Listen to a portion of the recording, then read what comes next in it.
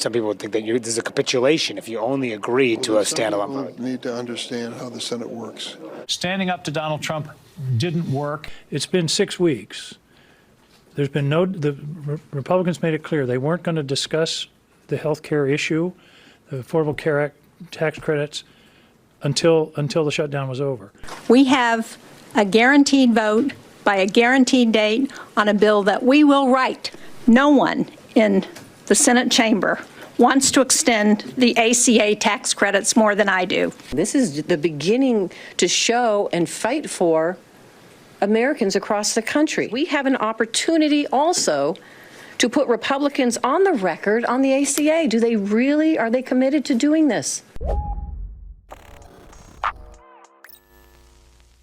Those were some of the excuses from the 8 pathetic Democrats who capitulated to Republicans. But according to them, this was actually a win, and we're all just too stupid to comprehend the 4-dimensional game of chess that they're playing. But if you're mad that they caved, don't you worry, because when funding expires at the end of January, they might not support funding then if Republicans go back on their promise for a vote on the ACA subsidies in December. If the president doesn't agree and Republicans block the extension of ACA subsidies, would you guys be willing to vote again against government funding in January when this funding runs out?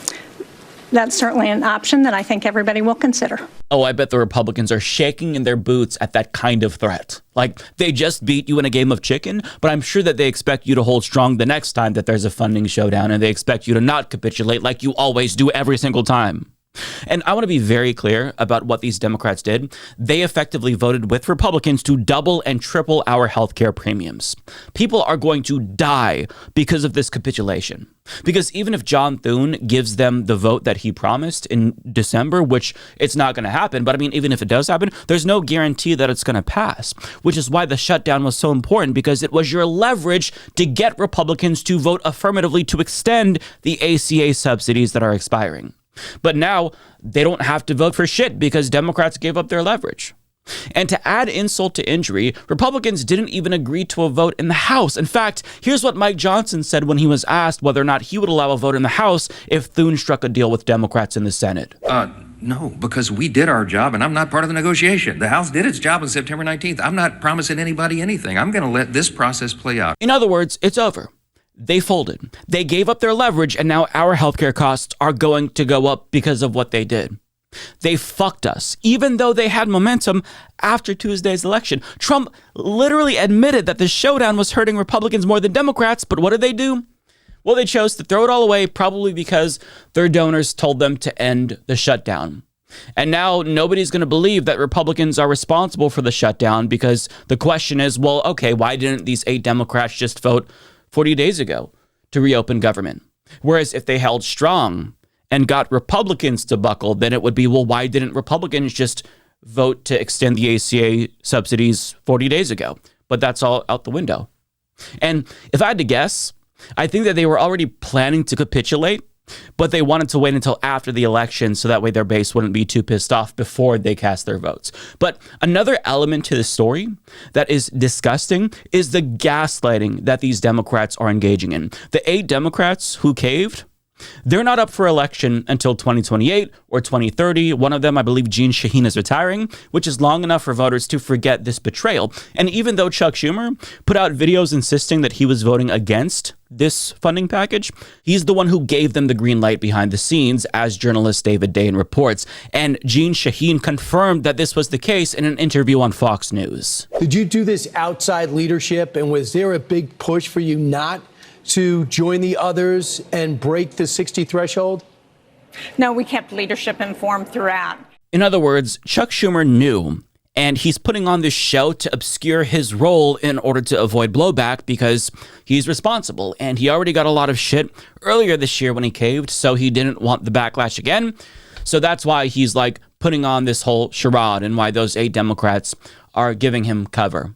At best, Chuck Schumer failed to whip votes to stop his caucus from betraying their voters, but at worst, he orchestrated the entire fucking thing. Either way, he's culpable here. And there are reports that there were 10 Democrats who were actually planning to cave, but presumably, this is my speculation, they opted to just have 8 Democrats cave in order to minimize backlash because there are a lot of Democrats in vulnerable seats, so they want the party to not be as hated going into 2026. And while all of this is going on behind the scenes, you have Chuck Schumer out in front disingenuously pretending like he's going to continue to fight and that the fight's going to continue regardless of how things come out. Like, I want to show you this video where he's talking about, oh, well, if this happens, we're going to continue to fight, even though he knew that this was the way that the vote was going to go. Just watch this disingenuous bullshit. It's just so infuriating to me. However this vote turns out, this fight will and must continue.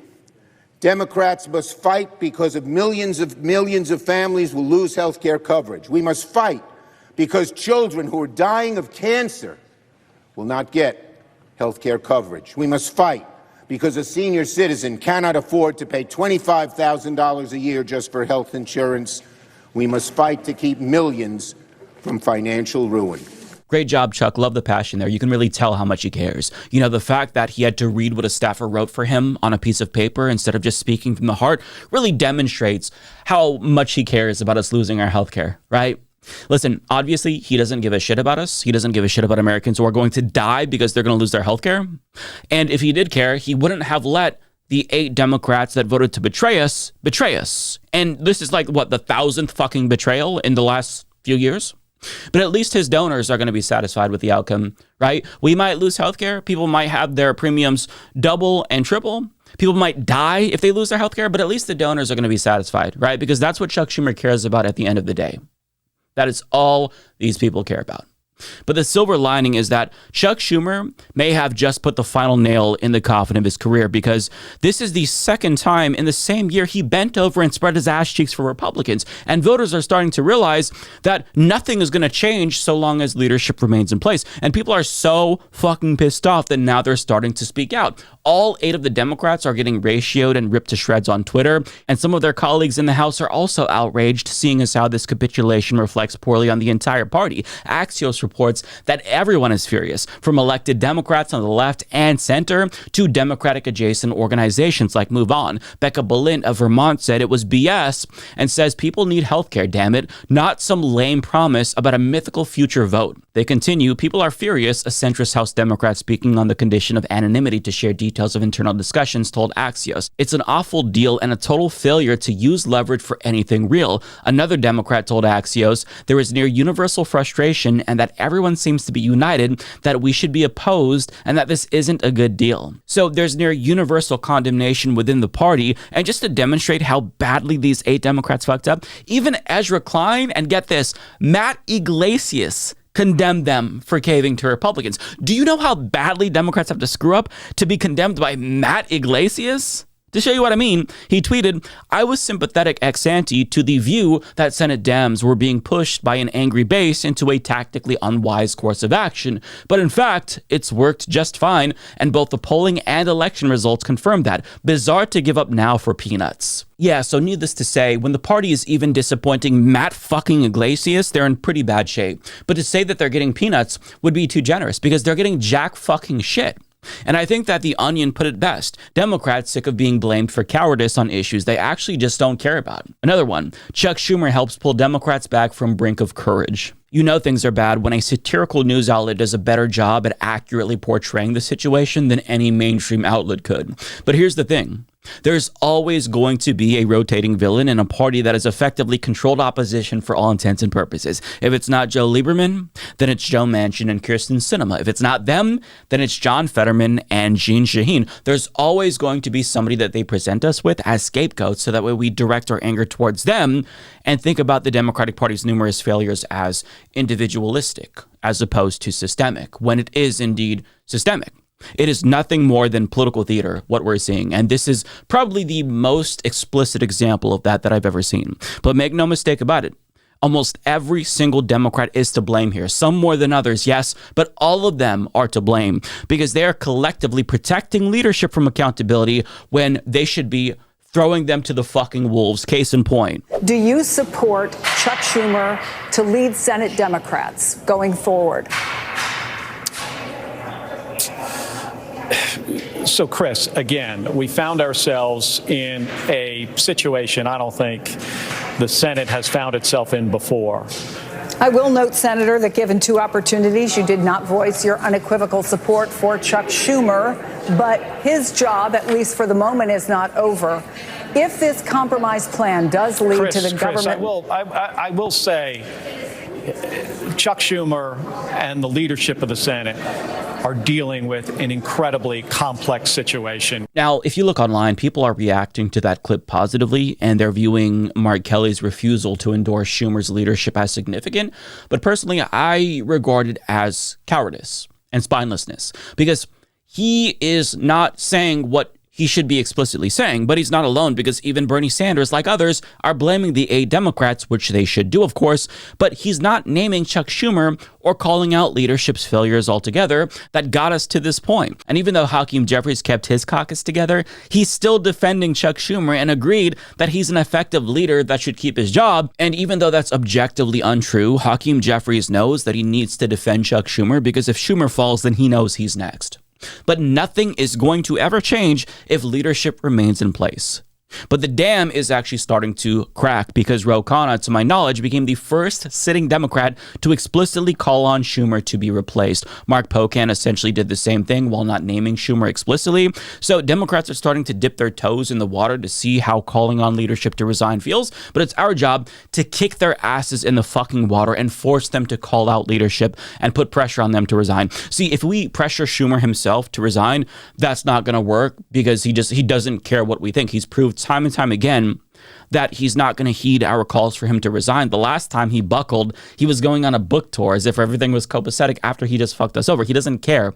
So that's why I'm asking all of you who have Democratic senators to call on them and politely demand that they ask Chuck Schumer to resign. If you have one of the 8 Democrats who betrayed us, then call on them and let them know that they disappointed you. But if you have a different Democratic Party senator who didn't betray you but hasn't called on Chuck Schumer to resign, which is all of them, I'm going to put a link under the like button to a directory that'll give you the phone numbers of your U.S. senators. My senators are Ron Wyden and Jeff Merkley, and I'm going to call them to initiate what I'm calling Operation Oust Schumer, because we cannot let this stand. If there is no accountability for what just happened, then nothing is ever going to change. And it's not like getting rid of leadership is going to solve all of the Democratic Party's problems, but accountability is the first step to actually course correcting. So the first one I'm going to call on camera is Ron Wyden. His number is 202-224-5242. And please do not call my senators, call your senators, because we need all of them to know that we are done with leadership. This was the final straw.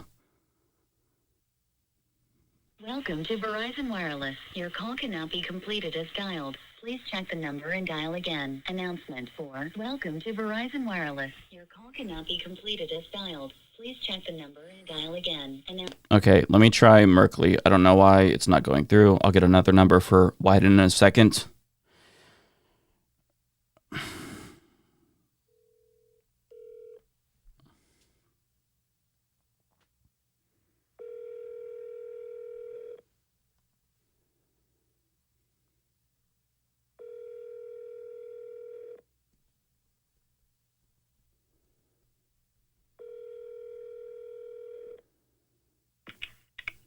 Senator Merkley's office. How can I help you?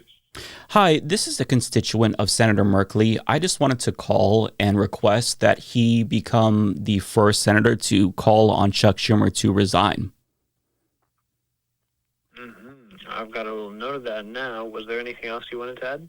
Yeah, while I'm at it, if he could sign on to Senator Chris Van Hollen's legislation to do an arms embargo on the UAE for funding the RSF, which is committing genocide in Sudan, that would also be really great as well.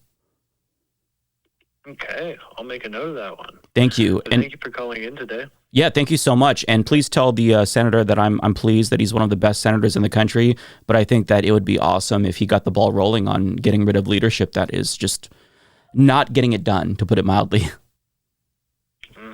I hear you. I'll get that logged down and pass it off to the senator. But thank you for calling in, and I hope you have a good day. You too. Thank you so much. Bye. Okay, so I'm going to call Ron Wyden's Portland office. 9 times out of 10, you're probably going to get an answering machine. But, you know, sometimes you get to talk to a person and just be polite because they're not responsible. They work for shitty, corrupt senators. So be polite, but, you know, don't be afraid to tell them how you feel.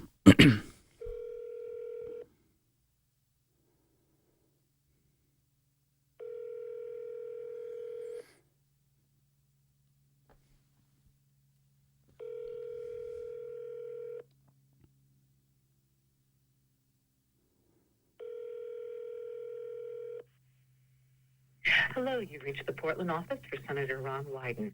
If you'd like to leave a comment for the senator, please do so at the tone and include your zip code.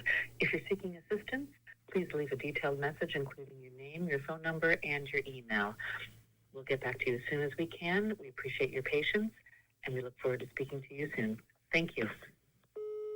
Hi, Senator Ron Wyden. I am Mike Figueredo, a constituent of yours from Portland. And first of all, I want to thank you for not caving like the other 8 Democrats, but I wanted to call on you to request that Chuck Schumer resign. I was hoping that you would make this a public announcement because we need to get the ball rolling on new leadership, because if we don't, I don't think anything is going to change, and we are going to continue to get rolled by Republicans. And now that I have you, I would also like for you to stop sending weapons to Israel, who is committing a genocide on the Palestinian people, and stop taking AIPAC money in 2025. There's no reason why you should be still supporting them. On top of that, support Medicare for all, because if we had a universal single-payer healthcare system that was free at the point of service, we wouldn't be in this predicament in the first place. And you've never supported Medicare for all. And if you don't actually start changing for the better, I might have to think seriously about voting for a primary opponent next time you're up for election. So let's get the ball rolling. Let's get Schumer out. Otherwise, nothing is going to change. Thank you so much for your consideration. All right, so you know what to do. Call your senators and let them know that this is not okay. They must request that Senator Schumer resign. This is Operation Oust Chuck Schumer, and it starts with us. He's not going to go down if we call his office, but, you know, if you call your senator and let them know you're not happy, then that's how maybe we give them a nudge in the right direction. So make those calls.